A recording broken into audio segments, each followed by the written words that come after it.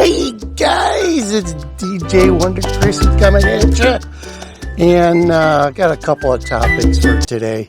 First, an update on recall is job one, the layoffs at Ford. Been getting some more information on that. I hear they had their meetings yesterday, small meetings of all the people, engineers in U.S. and Canada. It's going to be a U.S. and Canada layoff, and based on what the CEO said in the last couple of weeks, Jim Farley is the CEO of Ford.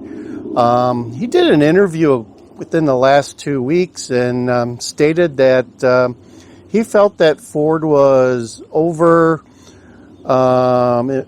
overpopulated with engineers by 25%. So that could be an indication of where they're going with this. And I wouldn't put anything past Ford, but you got to wonder too, if they didn't have so many recalls, how many jobs could they save? So you got to wonder what the recalls is doing to their profit margin also. And I don't hear anybody ask that question very often or at all on the web. So just something to consider. So as long as they're speaking about stupid companies, yeah. Fortune 100 companies, Fortune 500 companies can do some really weird stuff, folks. And I can tell you I worked for a couple and I scratched my head quite a bit. Yeah, like this. You kind of scratch your head. So let's talk about Budweiser. Bud Light specifically. I just saw some reports coming out that they are down. This last week, June 17th, they were down 28, their sales are down 28.5%, year over year. The prior week, it was 26.8. The week before that, it was 24.4% down. We just went to one of our, favorite places here in town to have a dinner last night, and they used to have, I think Thursdays was Bud Light discounts. Well, anyway, last night was Coors Light, $3 pints of Coors Light. The waitress didn't say anything when I asked about Bud Light, so who knows.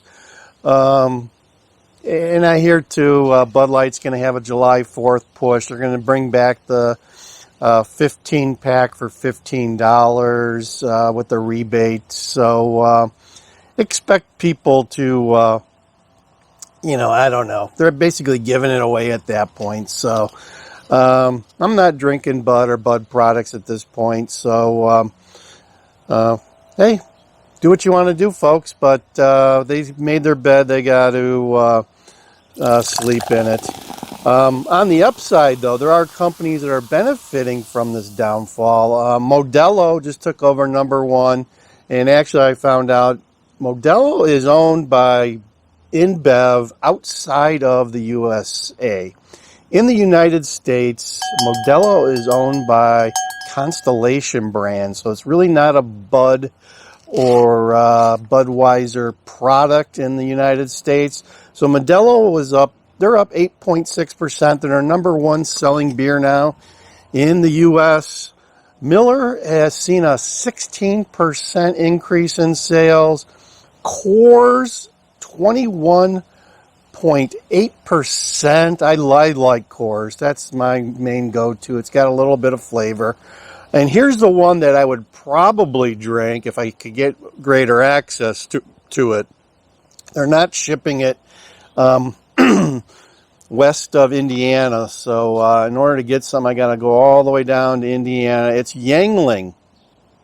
Now that is some good beer. They make a good lager, make a good light. Their sales are up 25.1% since this whole fiasco has started. But that's a good beer. It's a good beer. You really can't get it. Like I said, you got to be somewhere between Indiana and the coast, the East Coast. They're one of the oldest breweries in the United States, and they're putting out some good stuff. So if you got an opportunity to drink some Yuengling, do it. You'll be happy that you did. Let's talk about some other things I saw too. Like, okay, so today it's overcast here. We got the Canadian smog coming in from the fires of Canada. But New York City, they think the problem is wood-fired pizza ovens. They want to put regulation on wood-fired pizza ovens. Give me a break. How about these forest fires in Canada, folks? It sounds like they're gonna be burning all summer. It's like, it's like a fog here in suburban Chicago. So we got another couple of days where this stuff is gonna linger here and gonna block out the sun. So I guess that's a good thing. You're not gonna get any sunburn with this fog rolling in, but there you go. Let's talk about the Chicago media and civil discourse. I'll link below a link to the video. I'm not going to show it here, but there was an altercation on the far south side of Chicago between a woman and a guy who was a known felon, criminal, whatever it is you want to call him, and it's all on video. This guy was yelling at this lady and threatening her, and she was just ordering some food at a late night Maxwell Street hot dog joint on the south side of Chicago, and then he resorted to punching her. I mean, he laid into this lady, and what followed, though, was, I guess this had gone on for a while. The lady had texted her son to come to the store and help her. And when this guy unloaded on her, her son, who was 14 years old, kind of pew-pewed him. And the guy is no longer with us. So originally they were going to charge the mother and the son with murder, but they once the videos came out, they decided to drop all charges. But in the media, though, they're saying that this 14-year-old had a legal a firearms ID card, and he also had a valid concealed carry, which I find really odd because, according to my research, in Illinois, you have to be 21 years of age for a concealed carry license, and this guy, by all reports in the media, was 14 years old, had an firearms ID, and a valid concealed carry. So something's not right. There's some investigative journalists not doing their job and not checking their facts. So I was kind of concerned and worried when I found out we had a 14-year-old doing some damage late night to someone with a pew-pew. So there you have it. Also, I mean, there was also, in the last week in LA, there was a bunch of teenagers took over McDonald's and basically trashed it. That was kind of a sobering video, what they did to inside of a McDonald's in southern LA. I'll put a link to that also down there.